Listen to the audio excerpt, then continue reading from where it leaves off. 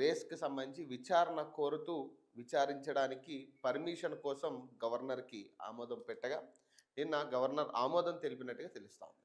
So ఈ నేపథ్యంలో KTR arrest అవ్వబోతున్నారా లేదా అనే చర్చ ఎక్కువ కనపడతా ఉంది. అలాగే సర్వత్రా ఉత్కంఠ కనపడతా ఉంది. ప్రధాన మీడియా అంతా కూడా నిన్న కేటీఆర్ అరెస్ట్ మీదే ఎక్కువ శాతం ఫోకస్ చేసిన పరిస్థితి. సో స్థానిక సంస్థ ఎన్నికల విషయానికి వచ్చేసరికి ఏదైతే పంచాయతీరాజ్ ఎన్నికలు ఇప్పటికే 3 విడతల పెడతామన్నట్టుగా ఈసీ డిసిజన్ తీసుకున్న పరిస్థితి. ఈ నేపథ్యంలో 42% రిజర్వేషన్ అనేది పార్టీ పరంగా ఇవ్వాలనేది పార్టీ చెప్తున్న విషయం. సో పార్టీ శ్రేణులు, పార్టీ పెద్దలు చెప్తున్న విషయం. కానీ దీన్ని యాక్సెప్ట్ చేయమంటూ కూడా బీసీలందరూ వ్యతిరేకంగా నినాదాలు చేస్తూ ఉన్నారు.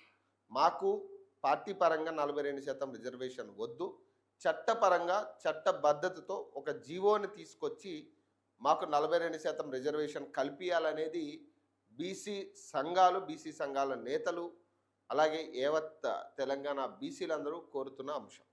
సో ఈ 2 ప్రధాన వార్తల్లా కనపడతా ఉన్నాయి ఈరోజు. సో ఒక్కసారి వార్తలు చూద్దాం. కేటీఆర్ విచారణకు అనుమతి. హైదరాబాద్ ఫార్ములా ఈ కార్ రేస్ కార్యక్రమంలో కేటీఆర్ గతంలో దిగిన ఫోటో ఇది. సో ఏసీబీకి గవర్నర్ జిష్ణుదేవ్ వర్మ పచ్చ జెండా. ఫార్ములా ఈ రేస్ కేసులో కీలక పరిణామం. ఛార్జ్షీట్ దాఖలకు ఏసీబీ సన్నాహాలు. రేవంత్ ఆదేశించారు, గవర్నర్ పాటించారు. ఇదంతా కాంగ్రెస్ బీజేపీ కుట్ర. బీఆర్ఎస్ కాంగ్రెస్ సర్కార్ కక్ష సాధింపులకు పోదు, చట్ట ప్రకారమే విచారణ. మహేష్ గౌడ్ చెప్తున్నారు. ఇవాళ ఈ కార్ రేస్ కేసులో కీలక పరిణామం చోటు చేసుకుంది.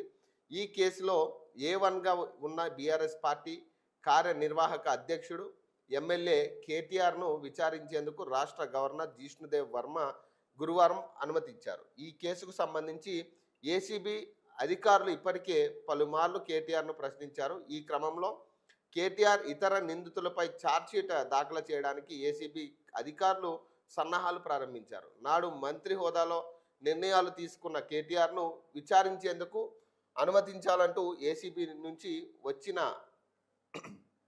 లేఖను నిన్న గవర్నర్ ఆమోదించినట్టుగా తెలుస్తూ ఉంది. సో ఇక్కడ క్లియర్ కట్గా ఒక విషయం చెప్తాం. సో ఇక్కడ కేటీఆర్ కానీ, కేసీఆర్ కానీ లేదా హరీష్ రావుని కానీ అరెస్ట్ చేసి